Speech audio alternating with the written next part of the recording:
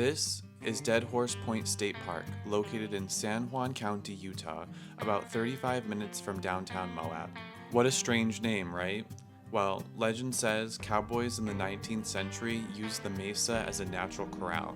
They would herd wild horses in, cornering them with cliffs at every edge and blocking off the only access point, a narrow 30-yard wide neck leading up to the mesa. The rustlers would take the horses they wanted and leave the rest trapped. Despite the great view of the Colorado River 2,000 feet below, water on the mesa is extremely scarce. Because of this, plants on the point are very small.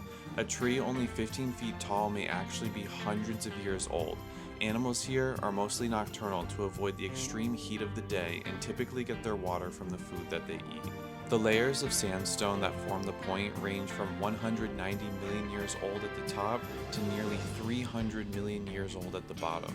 They were formed by the deposition of sediment by ancient oceans, extinct deserts, freshwater lakes, streams, and floodplains.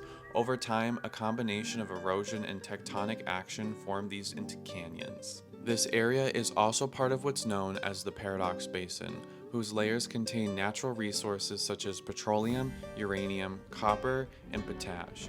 In the 1940s and 50s, deposits of uranium were mined from this area to create weapon-grade uranium during World War II and the Cold War era, and later for use of nuclear power reactors. While these mines are no longer in use today, the area is still mined for potash, also known as potassium chloride, harvested for use in fertilizer and agricultural crops.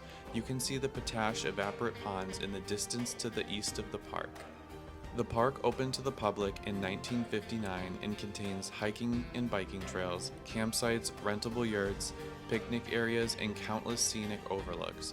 Make sure to be prepared. As you could imagine, water is scarce for people too, with the only source being trucked in from Moab, 6,000 gallons at a time.